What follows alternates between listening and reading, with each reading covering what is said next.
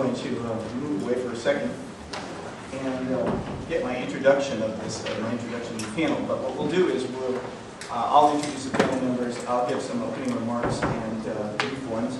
I'll pose a question, and each of the panelists will speak to that question from their own perspective, their own context.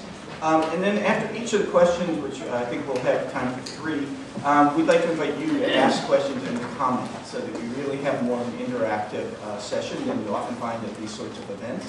And I think there's so many talented people with so many interesting perspectives. We're going to try to draw you in a little bit more for this session. So let me grab my note. This is my interactive part of the session. I could actually introduce the panel without those notes. I guess that's the definition of people who need, if I can introduce them, they need no introduction. But let me, order I have these folks in. I'll start on my left with Dr. Imanol Ordorica, who is a professor of social sciences and education at the UNAM, National University in Mexico City. Currently, he is General Director for Institutional Evaluation at UNAM and creator of the online comparative study of Mexican universities. You might have seen, if you haven't seen, there's a very nice piece in the Chronicle of Higher Education this week about the Mexican ranking system. And I'm sure. Sorry. Okay. Well, you see, that's why you need notes. Imanol will. That is the first time in the 20 years we've known each other that you've corrected me with that. That's actually not true. All right. In any case, the Chronicle of Higher Ed this week in the international section, there's a wonderful article about UNAM and some ways of thinking about Mexican universities.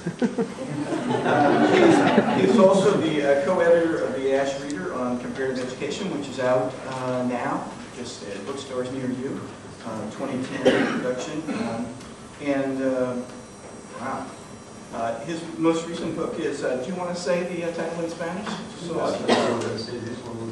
Go ahead and you do the honor so that I will not show how... It's Hegemony in the Era of Knowledge, Global Competition in Higher Education and Scientific Research, with our colleague Simon Marginson and followed by Martin Carmen. You want to read the title in Spanish? Hegemonía en la Era del Conocimiento, Competencia Global en la Educación Superior y la Investigación Científica. Okay, thank you. Ken Kepner, to the left of Imanol, is Professor of Education and International Studies and former Dean of the School of Social Sciences at Southern Oregon University.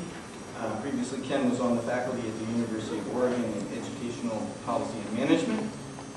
Then the focus of Ken's scholarship is on the role higher education plays in cultural, social, and economic development in newly industrialized countries. His recent publications include research on Brazil, Malaysia, Japan, and Mexico. And he is also a co-editor on the Ash Reader on Comparative Education and the forthcoming Universities in the Public Sphere, Knowledge Creation, and State Building in the Era of Globalization. Dean Robert Pianta, who has been introduced once, and like as Richard Andrews said, we had 3 introductions in the first session, so I won't introduce him twice. Only I will say that Bob is the Dean of the Prairie School of Education and the Novartis Professor of Education and Director of UVA Center for Advanced Study of Teaching and Learning. Welcome, Dean Pianta. And let's see, Humberto Munoz is a sociologist in the National University of Mexico. He studied in the Political and Social Sciences faculty. Oh, he is titled in the Political and Social Sciences faculty at UNAM. He has his MA from the Latin American Faculty of Social Sciences at Santiago de Chile and his PhD from the University of Texas at Austin. Humberto's got a wide range of academic writings, including books, chapters, and articles about education and social inequality, and more recently about the political factors that affect institutional changes in higher education. We'll hear a little bit more about them. And before I pose some questions, the theme of our panel today is balancing priorities in the global university, local, national, and global. And, you know, it's an interesting thing when you're at a conference with so many bright people. I had a set of notes I was going to give, and then I got excited and wrote a whole other set. They also gave us these great little green books that are like 10 in elementary school. I expected I should have a big square pencil, you know, and really go with it. So I put my inner intellectual out. and wrote some remarks that I think will serve as a good introduction to the panel and to our first question. In many ways, I think the hardest conceptual problem for any individual is to imagine the world without you in it. And at the same time, I think in ways large and small, individuals plan and prepare for a world that they will not occupy. And certainly teaching is central to this intergenerational transmission of culture and knowledge, but so is institution building. So how do individuals and institutions instantiate norms and values, structures and activities for a world they will not occupy? And this is an arena that political scientists, economists, and I'll say a little bit about accountants, spend a fair amount of time wrestling with. Because perhaps most important, how do the contractual relations, the bargains made by one generation, either liberate or bind future generations? So higher education institutions are both key sites for passing intergenerational structures and norms and beliefs, and they're also key sites of contest over the future of that transmission. Estate planners, in particular, along with economists, political scientists, finance people, have brought a very powerful nexus of energy and resources to bear on the transmission intergenerationally of private goods, what Simon talked about last night. And I think as we discuss on this panel the priorities of the global university, I'd like to challenge us to think about the role of universities in the intergenerational transfer of public goods.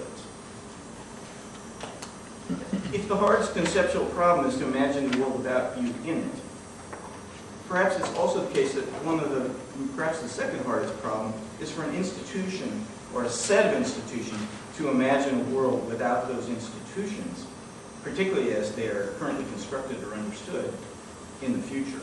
And this in some ways is a nod to Simon's remarks last night and to Imanol's comments in reaction. So the future of centers of knowledge and cultural transmission face in many ways the same choices as individuals do. Shall we take a cautious, historically mediated approach, which is inherently conservative in the classic sense of the word, to preserve structures that provide space, a public sphere for discourse, creativity, and contest? Or we can declare a knowledge revolution, a new set of conditions that drive a particular immediacy and a demand for a maximization in the moment, which I think in many ways reflects current context. But Simon's useful history points out that there are many current contexts and later contexts. So don't take this as a kind of nostalgic plea for an ossified system of higher education. There's space for books and there's space for the Kindle. There's a balance to be struck. So here power and privilege loom very large. And we'll need to talk a little bit about this on the panel. Because the most powerful intergenerational contracts privilege the interests of the makers of those contracts, and they very powerfully bind the interests of others. Words like irrevocable, binding, codified, they're typical in markets, but not necessarily for planning the kind of global world we'd like to envision, or the global higher education system that we might like to envision. So I urge us to imagine a future, for the moment at least, for global higher education that's the opposite of binding, as we think about priorities, the opposite of certainty, and one that is liberatory, emancipatory, free from the constraints of markets, states, and the institutions themselves, at least at the limit. We need to imagine a world without us, or the institutions that we know in it, but a better world, one in which the university as a public sphere is empowered to change the world and the institutions that structure that world. Now I'm going to go on my panel seat. And as the first question that we would like to have the panel address, very basic, how's the concept of the global university understood in your institution or in your research? And in advance, we discussed a little bit a distinction between the university under globalization and the notion of a global university. So with that in mind, Imanol, maybe you could lead us on. Well, if the question is how is it understood, I'd say it's not. Globalization, the global, becoming global. We use this concept so much that we have deprived them of much of their content. We have been able to explain globalization more or less as the current phenomenon of almost instantaneous exchange of financial resources, information, whatever, constraints on labor movement, a very contradictory process that is going on in society today. That one is easier. If we delve into the politics and the relation of forces of globalization, then we're in deeper problems, but it can also be done. But when we start thinking about what it means to become global, and we had a taste of that when talking about citizenship, what does it mean to have a global university? And most of the time, administrators and faculty in every level think about international. Let's bring more students in. And if the rankings measure how many international faculty we've got, let's bring some faculty in. Up to a point where we have a Mexican Nobel Prize who is not in a Mexican university, and we're going to give him, obviously, an appointment so that we can rank higher in the Shanghai ranking next year. Is this becoming global? I don't know. I think that global has been mixed up with the notion of world-class university, pushed very hardly by our esteemed colleague, Philip Alba, in a very benign way, with the idea of having every country have the possibility of having its own world-class institution. And sometimes when you're in the periphery, you see that even the benign things as ways in which we should shift the nature of our institution towards something that they have never done, that we don't want to do, and that we are being in some ways forced to try to accomplish. I will finish just by saying that and Simon mentioned this yesterday, one of the ways in which we are being driven to become global, two of them I'll mention. First, the one, let's get students who bring monies to our institutions and to our country. Let's build an economy around the international students. That's an easy, all of you know what this is all about. The other one is, how much do we look like Harvard? Let's look at the rankings. And the place you are in each ranking is your Harvard-ometer. And there is very little questioning if we really want to look like Harvard. Do we want our universities to do that? Do they have to play that role? Is that our way of becoming global? I think in the second question, I will try to put some ideas out there of what I think we should be doing to become global in a different sense, in a different task that is essentially beneficial first to our country, to our society, to address our problems in order to be able to interact with the rest of the world. Thank you. Well, I approach this from a different perspective. I was at the flagship university of this little state called Oregon for many years, and then I moved to the regional university as a dean. What was I thinking? The skiing was better, that was what. But it really got me thinking in a very different way about rankings, about globalization, because I'm at this little regional university of 6,000, and I just finished an article on a book chapter on Angola, the book that we're doing. And I found a lot of similarities between Angola and Oregon. We don't have a civil war yet, but some of the differences, very, very poor states. We used to have a flagship university, University of Oregon, if you don't count football, is sort of in the rankings, but not real high. Angola, the biggest issue of ranking is where they're on the failed state list. And so they're 59th. So the notion of ranking universities is just an anathema, not even to think about.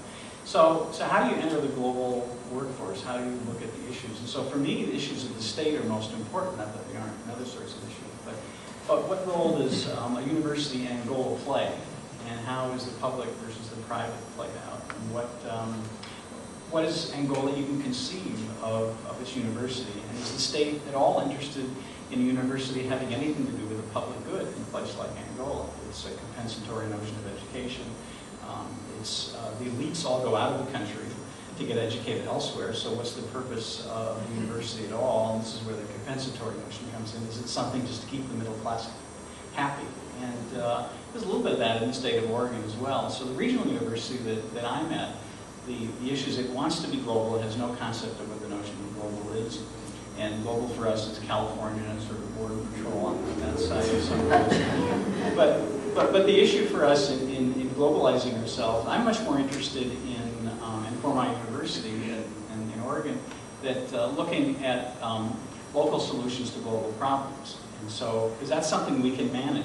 UC talked about that a little bit today as well, which I thought was very good. Is that, and in that regard, when we look at technology, I've done a lot of studying of community colleges and technical education.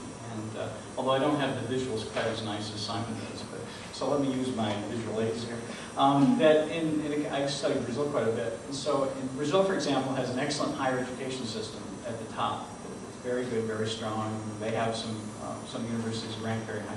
And the bottom level is okay if you can get out of it, but there's this huge gap in the middle, as you can see. So the U.S., we have community colleges, we have technical education. So I'm very concerned about these sort of mid-levels of technology. Where does this get done? And universities provide elite good education. UVA is an excellent example of that. But what about the middle? And if we look at numbers, just flagship universities have a small number of percentage of students, at least in the U.S. And so where are the rest of the students educated in universities? They're educated in regional universities, they're educated in community colleges. And so there's a huge amount of sort of mid-level areas of technical education that do need to be globalized. And so how do we conceive of that? And I think that's what we're wrestling with. And I think it's really important for us to talk about flagship universities and rankings and those sorts of things. And that's part of the conversation. The rest of the conversation has to be, well, what about the rest? What about as it gets played out in small countries, in small peripheral states, and using that big capital S and small s in those sorts of areas. So that's a lot of my interest in helping countries look at how do they define it when they don't have much resources, when you only have maybe a university that's struggling. How is the state seeing university? How is funding accomplished? And then you have regional universities in places like Oregon. So what's the purpose of this regional university? And so I argue, I guess, fight, argue with our president quite a bit about wanting to be global, but it tends to be the conception is it's a travelogue focus. We'll be global by sending students other places. And there's no real conception of the state, the role of the state, and as a state apparatus. It's something that Imanol and I have actually written about, argued about constantly. Sort of, can the state ever operate with public interest? And then, is this a big S state or a small S state? So we look at in the state of Oregon. So that's sort of, so I'm just really confused about looking at large and small issues of globalization. And I'll turn the microphone over to my colleague Dean here. I'm not Dean anymore, which is really nice. I commend you. Well, yeah, if you think you're confused. Just a little bit of background in terms of how I might come to this issue as only very, very partially informed of some of the complexities of it. So the work that I've done as a scholar over the years has been largely focused, inside the United States, and then increasingly as that work has expanded, we've been asked to carry that work into all sorts of places across the globe. And one of the things that's been striking to me in beginning to wrestle with that work are precisely a lot of these issues about that we're talking about from the higher ed level that take place in school systems across the country, across the globe, in terms of sort of the larger roles of the state and the organization and the local problems that people face. And I'm continually reminded of this sort of balancing between the common challenges that we have faced when we do the work internally inside the United States with the kind of challenges that folks have in other cultures and countries, and the things that are just staggeringly different, and that make the translation of the work almost impossible. I've been a dean now for, this is in my 4th year, and I took this role precisely at a time when the university was paying increasingly great attention to its presence on the global stage, and I feel like I've been trying to play catch up with that presence, as it is a very rapidly moving target, and often a target that moves in one direction and another direction. So I think that's, in some level, an important context for someone inside an institution trying to manage direct lead in relation to a set of what appear to be important, interesting, and valuable priorities around globalization, but the definition of the playing field in the landscape is such that it is really, really hard to know what to do, what to incent, what not to incent, and how to support people. In my brief experience in that role, I would say that the kind of ways that we wrestle with this, that I wrestle with this, sort of aspects of that definition, or the framing of at least from the UVA's sense of things, our role as a global university. There's sort of this aspect of it that's global presence. Are we there? Do people even know we exist in any place other than the United States? So maybe rankings help that. Maybe maybe the ways that we communicate about ourselves. Then there's this sense of UVA in terms of representing the globe and what are the peoples, cultures, and activities that go on around the globe, and are they represented here if we want to be relevant in a larger context, a context larger than the United States. I mentioned in my remarks this morning that there's this whole area of kind of exporting, importing of intellectual capital. We haven't resolved the elements of that ourselves, even if we were only dealing with the importing and exporting of our intellectual capital within the state of Virginia. And so how we define ourselves in relation to that activity much more broadly and globally is something that I think we're struggling with a great deal. But that is certainly an aspect of our definition of ourselves, and I suspect other universities as well. I think we also look to globalization or the global context as a very important element of our role as a public university in relation to the breadth and depth and diversification of our students' experiences and our own experiences as faculty.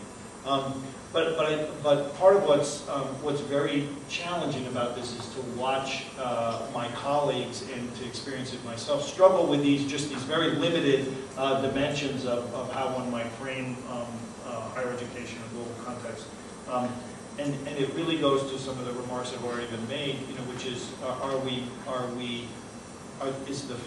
are the framing devices and the drivers rendering this process in such a way so that we really just are kind of managing toward the superficial and living in a fairly superficial space, and I think we all know that that's not the direction that's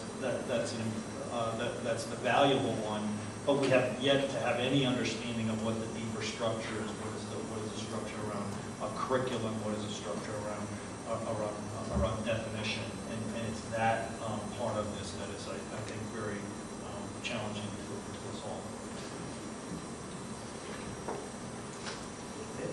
No. Let me begin saying that I share many points raised by Caroline, Emmanuel, and Linda. So my speech is a little bit different from the speech we used to hear about globalization and global research universities. When Brian sent me the questions to be answered here, I realized that in our seminar, we work together in a seminar on higher education at the National Autonomous University, who groups 15 high-level researchers. And I realized that we never went to discuss what is a global research university. And even that, We haven't discussed at all. What does it mean to have global research universities? In my view, and Caroline emphasized it really well, globalization is a process, but it's not a homogeneous process, it's a heterogeneous process. And that affects each country differently. And the possibilities to have research universities, global research universities in each country is different in developing countries and in developing countries. So, what to think about what is a global research university? I put some notes about my notion of global research university, but I'm not going through them. What we would like to have is global research universities in developing countries, but given another face to the world. Not only being part of the international register of publications or having foreign students and all that, but also having institutions that face globalization from a cultural point of view. In our country, Mexico, we say all the time that universities are cultural projects. And we would like to have universities projecting our culture to the universe and getting university values, cultural stuff to our country. And this is another phase to see universities, global research universities. But when I began to ask myself about globalization and global research universities, I came with two questions, in fact. Do developing nations have the possibility to have real global universities? And the second one is, are global universities promoting equalitarian access to knowledge, information, and technology? And the third one, that came from Marison's speech yesterday night, with global public goods produced by global research universities benefit developing nations?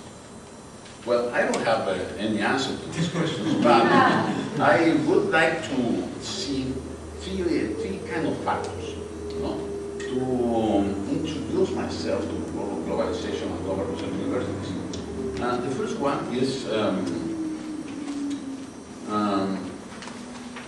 comparison that takes me to one dimension that is global concentration. If you compare international register of publications, and on one side you have a small group of countries, let's say United Kingdom, United States, Australia, New Zealand, China. No, I don't put China here. I put West Europe and Canada. And you compare these countries with Latin America, you have that the first group of countries, the small group of countries, produce 79% of international publications. Latin America produces 3%. If you look at foreign students in universities, well, the first group, the group of developed nations, has 80% of foreign students, while Latin America has 2%. And this 2% has been constant in the last 10 years. One thing that Mexico paid much of attention because political reasons are patents.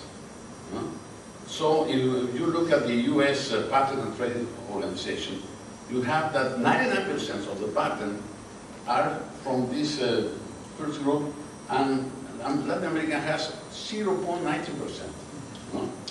And then the problem here is the second dimension. I would say, like Bill Clinton, it's money, stupid. It's money. And I'm just going to give you an example. In Mexico, in 2009, the total expenditure in higher education was $6,900 million.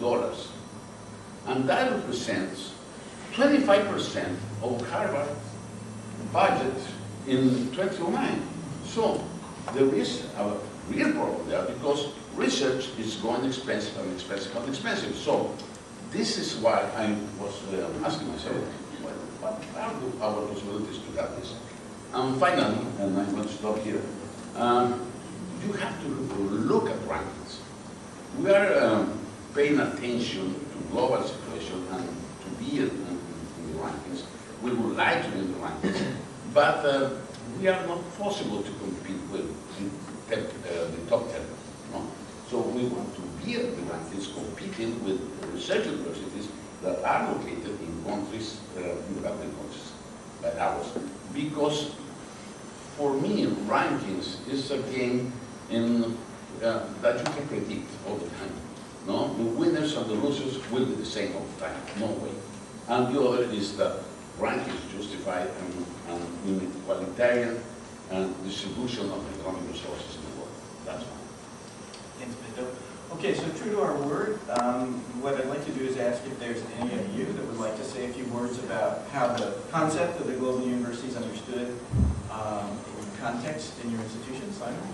I think there's two aspects to the question, and we're mostly focused on the first aspect, the external positioning, the geopolitics, how it looks different from different countries, how there's a hegemony and inequality in the world environment, and how normalizing rankings are when they're from the point of view of one, model of university. So that's a good discussion to have, and we'll have that more today. I just wanted really to say that I think there's a second angle to the question, and that's the question which I think is implicit really in the whole day's proceedings, in the sense that it's been provided by a research university which is thinking about its own global operation. And that's the internal aspect of it. When we say global university, like when we say global citizen, what do we mean for people's values, behaviours, practices, orientations, missions, those sorts of things. And I think Bob was in that territory. So I just want to really comment on that. I think, and again, based partly on my own research in Australia, looking at how universities internationalise, whether how they change and don't change, when they engage internationally in different ways. I think it's probably, like all things, like all of these slogans, this notion of global university is very frustrating from a scholarly point of view, because it's normative, ambiguous, and all these different practices get shoveled in there, and we don't distinguish sufficiently between them, and we're not even very clear about which norms we're backing, which horses we're backing in the race.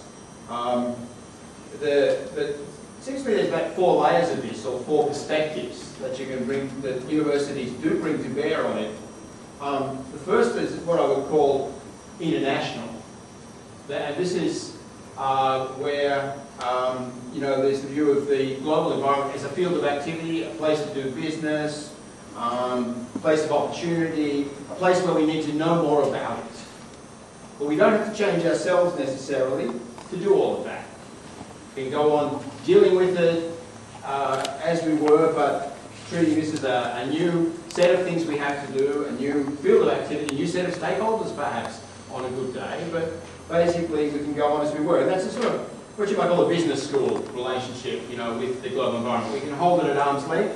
You don't have to really become different, but you can, by being better informed, you can draw benefits from dealing with that global environment. I could say exploiting it ruthlessly, but that's perhaps implicit in what, and that's what, English-speaking countries probably do much of the time, although less so in universities, it must be said that in most other industries. I think there's more cooperation, more equality in our sector, but still we do it. And that's what we have to think about hard when we think about becoming more global. Is it in whose interests? Is it just for us? What's really happening here? The second level, I think, is what I call the cosmopolitan perspective, which is a little bit healthier. And this is where you say, okay, there's more than one culture. We are a culture. We ourselves are not necessarily the horizon of reality. We're just one culture amongst many. There are other cultures out there, and we need to engage with them. There are other languages out there. Perhaps to engage more effectively, we need to, to learn those languages. This perspective can be can lead to a lot of transformation and change. A lot of engagement, a lot of sharing, a lot of cooperation at a deep level can come out of this perspective, but it can also stop at the level of let's cherry pick what's most useful out there by getting smarter about what is out there by knowing the languages. And the example, of course, is you know, the Orientalism that Edward Said talks about, where he talks about how British imperialism was different to some other imperialism. It learned the languages that were conquered so it could better control them. So, you know, learning languages and engaging isn't necessarily a sign of equal treatment or equal respect, but it's an improvement on what went before. The third perspective, it seems to me, is the one world perspective. And this is where we get into the citizenship discussion of the last session, you know. The idea that the world is a place. It's not just a universal. It's actually a place. It's an interdependent zone of human activity. It has, you can see it from space, it's a round ball, it has a limit, you know, it's fragile, it has its problems, it needs to be kept going. That the idea that there's something beyond the nation, or beyond the national culture. And that notion, I think, is not generally being shaped up as a major component of what universities do, but it's lurking behind the internationalisation and cosmopolitan discussions, and it's an important part of the sensibility of the age because of ecology in particular. The fourth perspective is the global humanist perspective. And it seems to me the global humanist perspective combines the cosmopolitan willingness to engage with the other with a sense that there is one world and we're all interdependent, we're all part of the same problem and solution.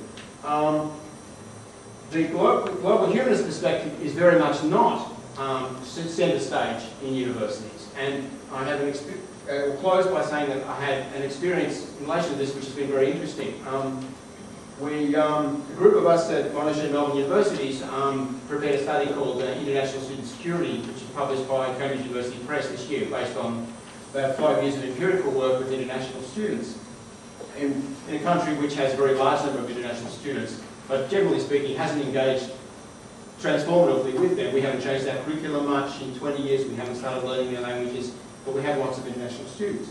And the position we arrived at the end of our study was that international students had all kinds of problems outside the country of citizenship in our country. And we found 30 areas where they were discriminated against compared to local students. You know, a whole range of formal and informal ways, mostly formal, where they were treated as inferior people. Non-citizens were treated as inferior people. And the position we arrived at normatively at the end of our study was that we should treat international students the same as local students unless there's a very, very strong reason to make an exception. For example, you might say they can't vote in national elections because they're only there for 3 or 4 years. Although some people would argue if they're paying taxes, they should be able to vote. But there doesn't seem to be much justification for treating international students as different, if they're on temporary visas, for treating them as different to local citizens in just about any other domain you like to name. We may have a different arrangement with tuition. We may be able to relate that back to taxation policy and the rest of it. But basically in the areas of welfare, all the working rights, protection from exploitation at work, political rights perhaps, but certainly civil and legal rights, and financial freedoms to deal with banks and so on, to open accounts, all those sort of things. They should be able to enjoy the same rights as everyone else. So we put forward this perspective as our main conclusion from our study, global humanist perspective.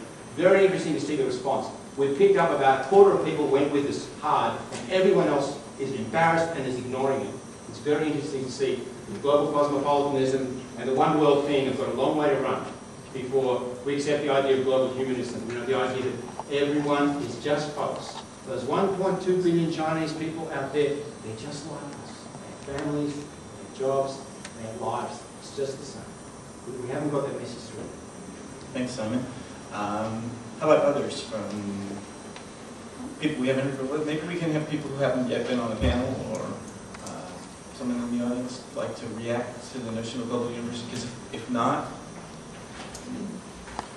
go ahead. Well, I think Scott Swale with the Educational Policy Institute.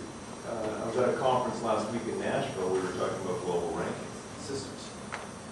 George Q. wrote one of the papers, I wrote one of them. I think one of the questions is, what do rankings matter? I'm hearing a lot about the ranking, not a whole lot of the quality. We were having this dialogue earlier, but 80–90% of rankings measure inputs, not outputs. So what are they doing? The real question comes down to who are the stakeholders in this global university, which is a recent phenomenon. Going back to what the lady said on the prior panel, is that we may have been globalizing for a long time, but this idea of global higher education competition is fairly recent for a lot of reasons. But there's only three real stakeholders here. There's students and parents who on the global rankings don't really matter at all. So that leaves two other stakeholders, and that's stakeholders to higher education, you, and others like you, and politicians, and people in government sectors. So who's really pushing this stuff? I don't know if I've got a question out of this, but are we having a discussion just because we think it's important, or is it actually important to talk about rankings? You know, that UVA Curry School of Education ranks, you know, number X. And I'm sorry that I don't know that. But does it matter, and does that matter globally at all? Because they say my biggest worry about rankings, because they're here to stay, they're not going anywhere, is they have little to do with quality, because they don't measure up. Well, our ranking, for the record, is beyond compare. That was assumed. Yes, and so we actually have our third question will be about rankings. So what I want to do is move the panel. Now, if we all agree that we have some trouble defining what a global university is and what that means, how about if we go fairly succinctly through the panel and talk a little about the actual local, national, and global priorities of higher education in the national context, and maybe say a few words about some of the drivers of those priorities. Maybe pick a key priority that you see in your institutional or national context, and the ways in which you would define the priorities, and what some of the key drivers of that are. And we will certainly get through that to also talk about rankings and give you all time to think a little and talk a little about priorities in your own national context. Well, I would respond by asking whose priorities, and basically by addressing an issue that I think is really very important to understand higher education institutions as political institutions of society, where there is a constant tension to take the university somewhere, to make the university fulfill some functions or other. To put it relatively simply, in Harnoy and Levin terms, to serve democracy on one hand, democracy not only in voting terms, but in access and redistribution of wealth, or to help for capital accumulated. All universities all over the world are ridden with that tension. They are burdened with that tension. So whose priorities? I think priorities are always up for grabs, and they depend on the political process that is going on and the forces that are playing in each institution. I'd say that it's very difficult to think global when you have priorities like being able to enroll 75% or 78% of young people who are outside of higher education. That's a national priority, or is it global? I don't know. I think it might be both. Our priorities have been established by World Bank agendas, and they look so much alike in every country. It doesn't matter if it's Bolivia, if it's Mexico or Angola or wherever. Everybody's doing exactly the same, diversifying the systems. They are privatizing. They are charging higher tuition. You know, you've heard it in your own places. So how do we deal with those priorities and try to establish our own priorities by rebuilding the notion of at least our public institutions? I would say that these are ways of becoming global. First, public universities are the only place in society where the knowledge that is driving the knowledge economy and the knowledge society can be translated for the rest of the world. Not only to scientists or business people who can take advantage of the science that is produced, who can explain collagen that comes in every shampoo that we use to society as a whole. And only universities do that. And as in hard sciences and social sciences. Second, I would say it's the only space in society that can provide societal articulation. And I mean it at the national and local level. The indigenous people in Chiapas emerging suddenly and showing, oh, this is not a homogeneous nation in Mexico. There are different ethnic groups, there are different cultures. How do we articulate them? It's not going to be the media, it's not going to be business. Who's going to do that? Public universities. Who's going to articulate all of those national cultures that are part of our country with the global, a vast set of international cultures that we have to deal with them? Only universities, that's becoming global, but also articulating yourself inside is becoming global. Who can build citizenship at the national level?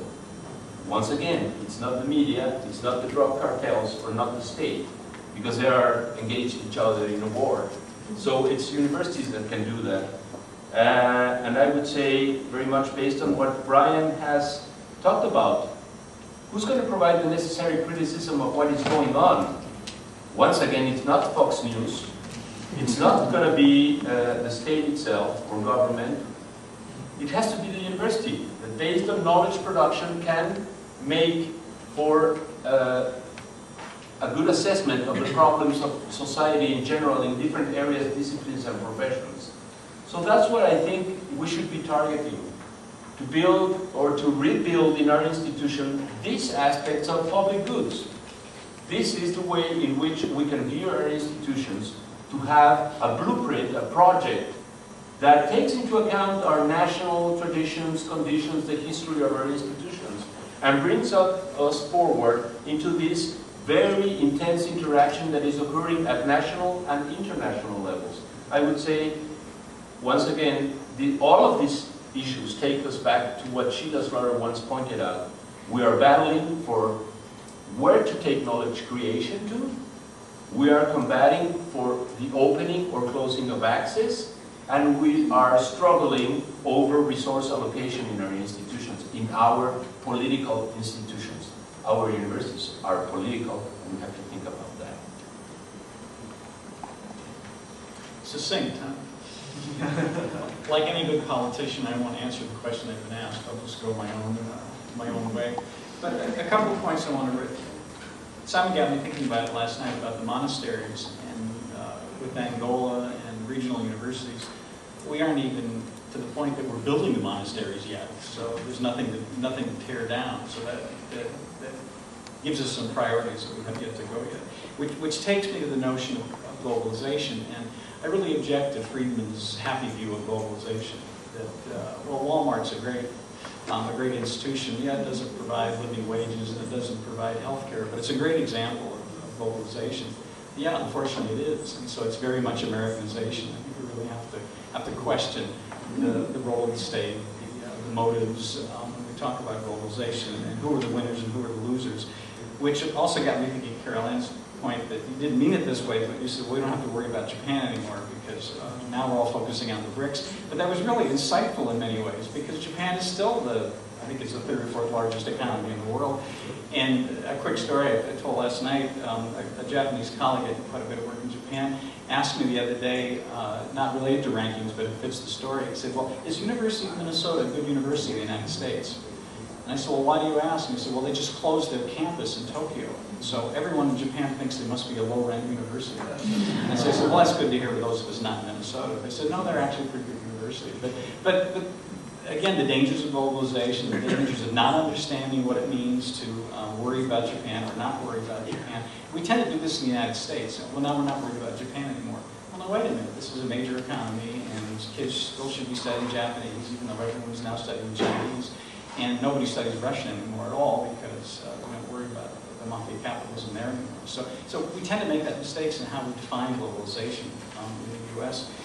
So back to the monastery idea, one of the issues that with great damage we've done to Sheila's thinking is that we're thinking about Angola as a pre-academic capitalist society, that they're not even at the point of dealing with academic capitalism. And so that's why we need a better definition from Sheila if we call them pre-academic capitalists.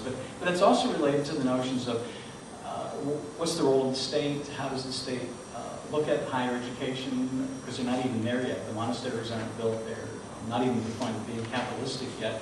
And this then sort of to the answer to the question then, I think, is the idea that what's the role of the state? in a country like Angola, and what are its priorities? Not so much in globalization, but even the function that higher education plays. And if it's to focus on a few things, what should they be on? Of course, my view is they should focus on local knowledge and local issues that can connect to globalized issues. And this is the same issue for regional universities in the United States, is that there's a feeling that they're getting left out, but they're not quite sure what they're getting left out of. And more often they think in terms of we're getting left out of the capital that we can come in by bringing international students, which is the wrong thing to be thinking about, obviously, when you're talking about globalization. So I think that it's what are the priorities, what's the purpose here, and again, back to the notion of the state.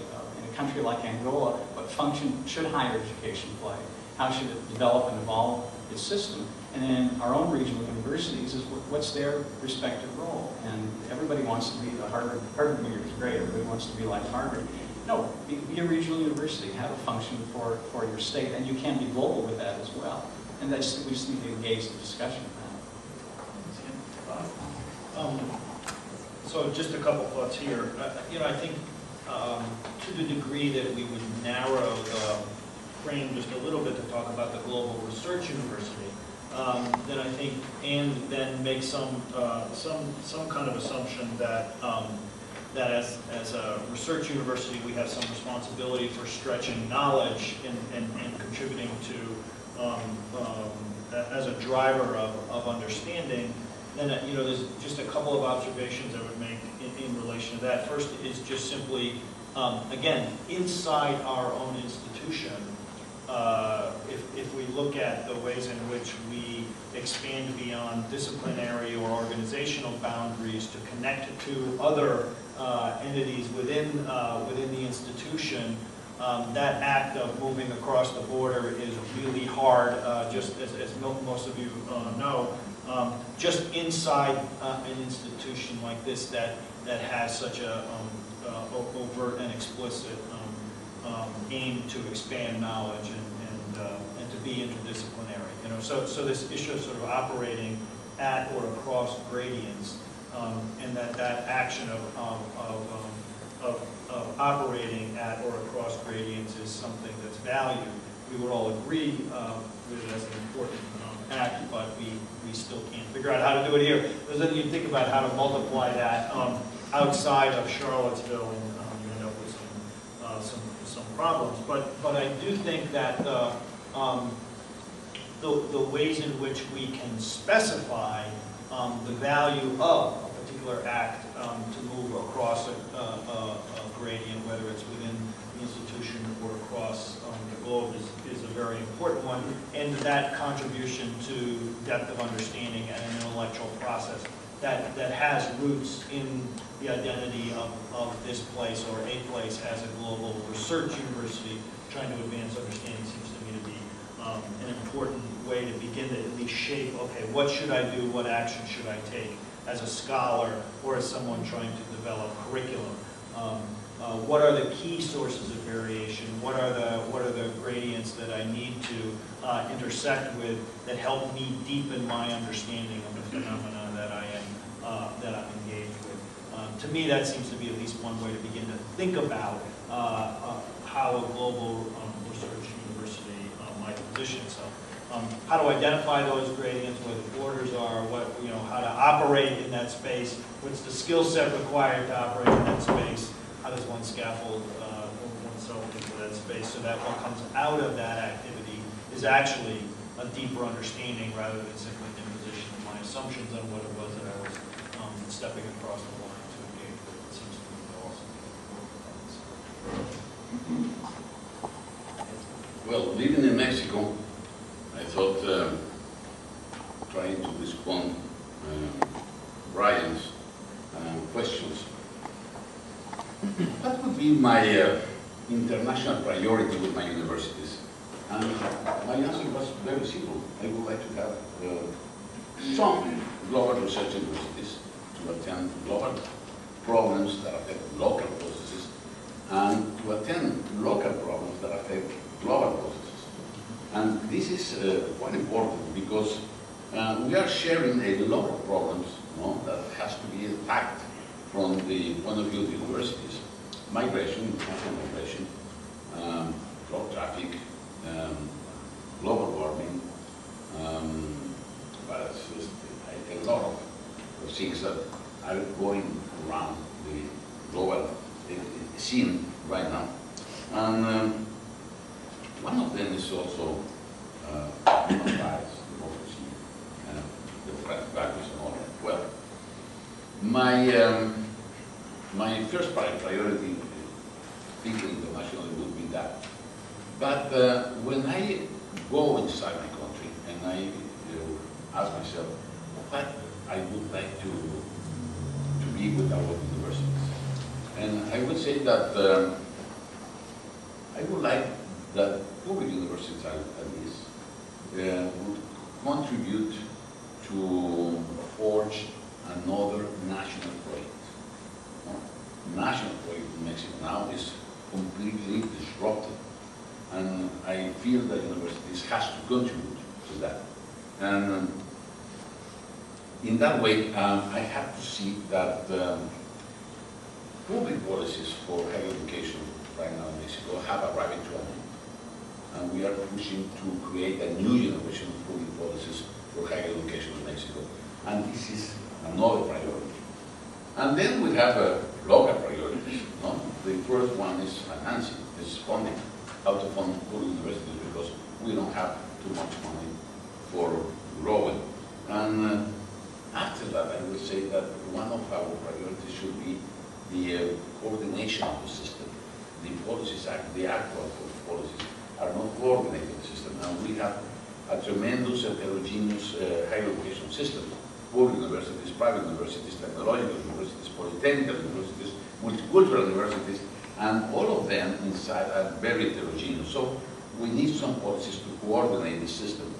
And then I will make some changes. This is a wishful thinking. I will some changes in assessment, evaluation. In Mexico, everything is evaluated. Programs, institutions, students, professors, articles, magazines, everything is evaluated. And these are not allowing us for learning, for institutional learning. No? We have 10 institutions, 10 organizations that are making assessments to universities, but each one of them has its own approach and its own instrument to evaluate. So it's not working anymore. Then we will push research linked to teaching, because we are in a kind of bipolar situation. On one side we have public policies for higher education, and on the other public policies for scientific activities. But as Imanol's study shows, 70% of the research in Mexico is done by public universities. So we can have two different kind of public policies to function better. And then I would balance social and geographical scholarly opportunities, because there is quite bad distributed. And we have another goal, that is we want to rise the enrollment, the number of people enrolled in the universities to 50% by the 2020 year, because now we have only 30%. And also linking universities to local communities, because we feel that universities has played an important role of local development. And these are a set of an agenda, if you want, and it's done by academicians, by a scholar. Maybe another people have another agendas, another things, but supporting in our studies, in our researches, and our results, I would say that this kind of agenda is pertinent, is appropriate. Thank you. Thanks, Beto. It's interesting how we have institutions that are hundreds of years old, and we are so obsessed with goals for a decade. So we have our 2020s, our institutions have 2020s, now Mexico's got a 2020, thank goodness 2030 will be coming along in 2040. But there's something about those decade goals driving policy all over the world. So let's have comments, reactions from anyone in the audience to what we've just heard, and then we're going to talk a little bit more about rankings. Go ahead, Ian. Quick question here. Will you introduce yourself for people? Oh, yeah, Ian Austin from the University of the West Indies, based in Barbados. And I want to, in terms of priorities, to ask is if there isn't some point at which we should revisit the concept of massification, and that massification in the US has sort of shaped the priorities of universities. And as we move away from the elitist model in other countries, this begins to also shape the priorities in those countries. Now, if you decide to move beyond the borders of the United States and you go global, are you going to be then replicating that same massification model that served the priorities of the United States in that environment? Because I think what we will discover is that a different priority exists there, and you may have to now go back and revisit this whole massification. In fact, the idea of global massification may become the idea that drives our thinking. So I'm just asking the question, should we just revisit the basis for massification and how that will shape the global world or the global university? Well, I think that's a really interesting point, and the idea of K through 16 and what it will cost is truly astonishing, and that's never debated in his higher education students and his school circles. I mean, there are other alternatives. You couldn't having education be affordable and simply paying people more. I mean, there are different things that you can do, especially since many people actually don't want to spend all this time in school, although we expect all these people to do what they should. But I think those are debates we really need to talk about. I mean, the social cost to do that is enormous, and it's not clear to me how it's going to turn out if we do that. I just raise that as an issue. Could I? No, I want to hear more from people in the audience. Sorry. I'll make prerogative as chair of the panel. So I'm going to exhaust the possibilities in the audience before I return to the tried and true and excellent here on the panel. I have a good story. Others who would like to weigh in? Go ahead. I Will came you here with say, just say where you're Susan McDonald from Longwood University. I came with a relatively unformed idea of globalization, and I was very hopeful during the first panel when we were talking about people over programs and the introduction of values and consequences for what we do.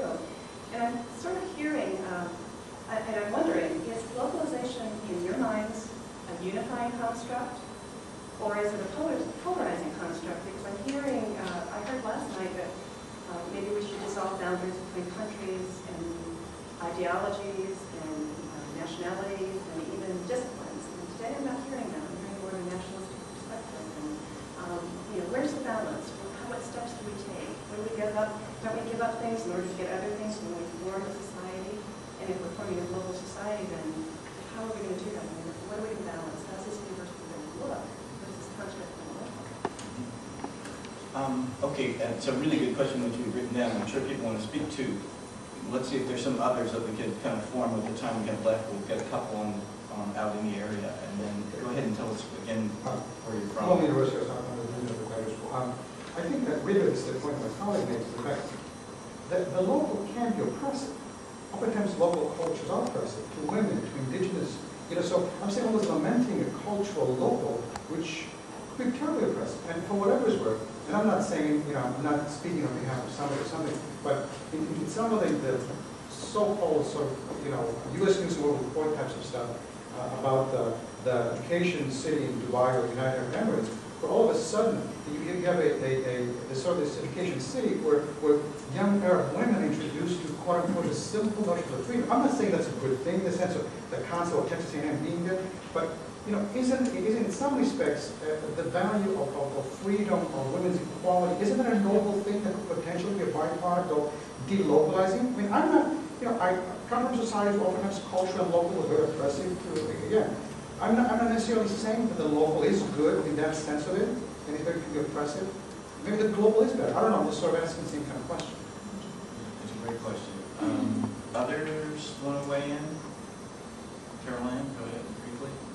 I think what I'd like to think a little bit about is this idea of, we're kind of talking about this in a very dichotomous way, that like there's a local and there's a global, but we're not thinking about the uncertainty that, I think we can all take this point about learning with uncertainty. And universities aren't good at learning with uncertainty. We're not good at not having the answers. We want to have the answers, we want to go forth and do this. And I think I love sitting across from Bob as he talked about the struggles and challenges, because this is my life story here, being how we create spaces for these things to happen. And the thing is, they take time and they take a lot of money. And we kind of look at internationalization as something that is going to bring money to campus, it's going to bring things in, and all you need to do is just put everybody in a room together, and then you have international dimensions. But the investment and the time that it takes to really have an understanding that's open, and to open up a space for local knowledges and conversations without the answers predetermined, is, so I wanted to think a little bit about the pedagogy and the instructional change that's required for universities to be transformational. And it's not easy. I think you're all sharing how that doesn't just happen because you bring in other students or send people abroad. It's really fundamentally shifting how we teach and learn, and opening up space for inquiring into, well, why is it this way in other places, and how is it this way in our place? So and I think it gets to Maria Pilar's question of, how do we do this? What do we do? What does it look like? And I think the big thing is keeping values and ethics on the table in all that we do too, and instead of just the instrumental, how do we get to the end game? Okay, let me offer a comment that will lead us in, and I'll ask the panel to speak to this, to sort of bring us around to these issues and thinking a little bit about rankings. Because in some sense, rankings are a form of priority setting. And ethics and values, I think Caroline just mentioned, very interesting comments about, does the local shape the global, does the global shape the local? We actually have research about this. So Simon and many others, Imanol, the group at UNAM, have looked at rankings globally and thought about them. And if you think of rankings as a kind of a priority setting process, there are rankings in essentially every large national education system in the world. As a rankings, or is covered by some form of rankings. And we would imagine from the local shaping the global perspective, or the national shaping the global perspective, that those rankings would be different in different contexts, whether you define those as local or national or regional contexts. If it's a priority setting process, it would be odd to assume that we would have a global set of priorities. But if you study rankings globally, as Simon and others have done, the UNAM group has done, what you find, in fact, is that rankings are everywhere and all the time quite similar. Across contexts, rankings fundamentally measure institutional wealth, student characteristics that often reflect wealth and privilege, and research capacity, which is another measure of institutional resource, wealth, and institutional privilege. So you have, despite the sort of varied nature of state needs and expectations for higher education, we talked last night a little bit and today about whether there's such a thing as a global university or a global universalizing presence, and I'd argue that we do have it, and it's global rankings. It's a global rankings regime in which the contribution to the global project has already been defined. So in some sense the question is, can we step back? Is there a way to infuse the local in global rankings? Is there a way to think about ethics and values, diversity, multiculturalism, none of which loom large in any of the prominent ranking systems around the globe? So let me throw that open, and Imanol, do you want to start with it? Yeah, let me address your question first, because I don't want to leave the feeling that we are using this global versus local, local being better, global being a horrid monster that we have to deal with. In my view, local and both local and global are up for grabs, and we have to make changes at every level, and we have to be able to connect the way in which we make changes at every level, because it's interconnected now. So we have to be able to think politically from the global to the local, or on the other direction, whatever suits you best. In this scheme, certainly we have a set of homogenizing devices, which are the rankings, that are telling us what is the successful model that we should all follow around. Probably the US is the most impermeable country to the international rankings, because every institution thinks that, with the exception of the U.S. News and World Report, which they have challenged, they don't care about the others because lots of students come to the U.S. anyway. But other countries are in difficulty. A Malaysian rector fell because of wrong reading of the rankings at some point, or a wrong design by the Times Higher Education. Simon has talked about it. We should write a book about the impact of rankings. We've written about how the media portrays rankings in different countries, especially Shanghai, and it's amazing. Nigeria, the Nigerian Times, no Nigerian university in the top 200 in the Shanghai ranking. And it's like every year it's the same, but it's the main line in the news. And it's like, what are they trying to say? Are they moving anywhere with the rankings?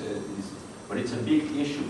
Mexico, the rector of UNAM used the rankings because we were doing pretty well in order to get a better budget from the federal government. And then when the rankings started to change and make adjustments, because they are all commercial ventures now. Even the Shanghai rankings is now going commercial. And now they start changing because they want more Asian universities, they want more British universities in there, and obviously Latin America and Africa were going down everywhere. But we brought the demon in. We used the rankings to argue for more federal funding, and now we have to say, well, you know, the rankings don't really work very well. So we are facing this situation where the problem with the global is that it's making us set aside our understanding of our needs locally and our needs in terms of how to interact with the global. And we're being told, it doesn't matter, you have to perform in this way. And that's why I allowed myself to interrupt Brian for the first time in 20 years and tell him we are not doing a ranking. Because what we're trying to develop in Mexico is a comparative study, and we say, we're not doing a ranking, and we want to close the door to somebody coming in and building the first Mexican ranking of universities, the Mexican version of the U.S. News and World Report. And we don't do rankings because we don't normalize results, we don't give positions, we give raw data about different sets of information. And we think that helps understand the system, but it also allows us to do a lot of political battling between publics and privates. This is a big debate in Mexico right now. And between the need for rankings or not, we think we have set up a barrier there. It's obviously not going to stop the flow of the overflow of international rankings, but we have some devices there that we can use in order to understand our system better, and to protect our public higher education system better, and to change our public education system in better ways. Thank you. Succinctly, Mr. Kemper. We have to talk about the rankings. I think what's interesting about the rankings is they don't help us answer the tyranny of the local, which I think is a great concern. And I think that we have the tyranny of the local versus the happy globalization. And there's a lot of room in between, which I think is wise to point out. And we don't have to be at those extremes. And I got to work this around massification, which I will. I think the rankings don't help us with massification either. They don't. There's no ranking to say how well a country is serving the needs of its public or serving the needs of its women and helping reduce violence among women and all those sorts of other issues that should be part of the rankings, that are part of the issues and policies for higher education. Which led me to a proposal when I was studying Angola that it would actually be cheaper if Angola closed its national university and paid for students to go to the world ranking universities. It would be much cheaper. I also proposed this in Oregon, that we close the rural community colleges and buy them all Hondas and send them to Portland. And I actually went so far as to call the car dealer in Portland and said, what would it cost if I bought 2,000 Hondas? And I said, who's this calling? So I don't know how that has to do with ranking. No, we'll get it back to rankings again. But I think the idea is that there are lots of other issues that Angola has to consider, whether it's ranked or not. There are lots of other issues to consider the tyranny of the local that have nothing to do with rankings. And so rankings has a use perhaps for some universities at some times, but and I'm still getting mail from being the dean 3 or 4 years ago asking me how our rankings are going. So I'm happy to tell them, which is fine. Yeah, it is that time of the year when we fill these things out. I'll talk about this quickly from both the perspective, a higher ed embedded perspective, and also K-12 perspective, because I think, really, I see the rankings as not a whole lot different, although worse, believe it or not. I think than the very narrow-based assessments that we do of kid outcomes in most K-12 settings. So we have in education more broadly, but certainly I feel like I've lived this experience as a dean in higher education. There are so few markers for change, goals, progress, however we might define that. And one could be open to all sorts of different ways to define those, and conversations that can take place, and creating the spaces that Carol Ann is talking about for those spaces to be created. But we just have very few ways of articulating the markers that we would hold as evidence for what it is that we actually want to take place and want to see. And that's both internally and externally. So the ratings are kind of both, they serve as kind of mostly external signaling effect, but it's an internal management tool. And it would sure be nicer to have a much broader one and have a whole set of tools that actually were much more closely linked to the processes that I think we're talking about here, which might be more of the local kind of processes, curriculum development, the kind of evidence of values and the like that I think people are talking about here. So. It strikes me that the challenge is to push much further into and be disciplined about this in some way, so that in fact we do advance along these lines to really take up the challenge of deriving some markers that can be markers by which we would even gauge ourselves internally, even if we didn't go the level of advertising about them. And I think this is a really important conversation in terms of our own kind of holding ourselves accountable in the right frame of accountability, a broader frame of accountability, rather than sort of allowing all this to be determined by a much narrower frame of accountability. Well, in my view, rankings are right to stay.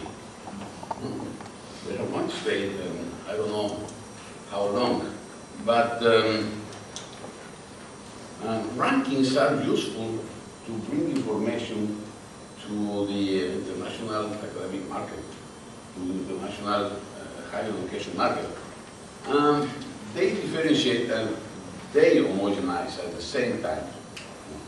The criteria used for the Shanghai ranking, for example, try to homogenize the set of universities included in that ranking.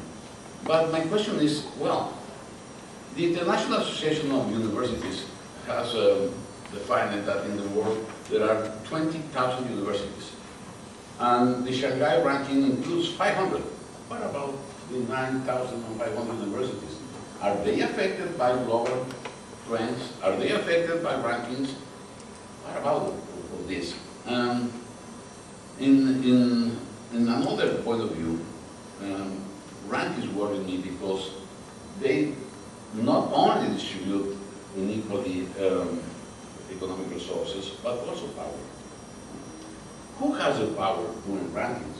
Because you may have those who invented, that create the Shanghai rankings. They are very powerful now. No? Those who decide to allocate money according to the ranking, they have a lot of power. No? And the scientific bureaucracies, locally speaking, they have a lot of power managing international rankings. Imanol just said how the rector of the National University came and said, well, we are very well ranked in the Shanghai ranking and we need some more money. And we received more money for that. So we gained some power from the ranking. So I would like to finish with the rankings. Really, I hate them. I have to live with them anyway. Okay, Imanol had one more comment, I think, and then we'll ask if there's a question. Yeah, I'm sorry that I didn't address your question properly, and I think that we cannot disconnect the notion of massification with stratification, because it's not being massified in the same way for every student. Not all of them get to go to research on universities, and so we have, following the World Bank, at least in Latin America, devised all of these institutions that are of very different quality and type in order to get lots of students. And just about rankings, they are self-defeating themselves. There are so many rankings now that you can always do good in any of those. So my hope is that they will nullify and disappear. Maybe the equivalent of my university was the University of the Month, something like that. If there's anyone that hasn't had a chance to ask a question or hasn't made a comment, would somebody out there like to do that in the minute or so that we have left? And if not, then maybe I'll turn it over to Dudley to say a couple words about logistics from here on out, and then we can thank the panel for all their comments.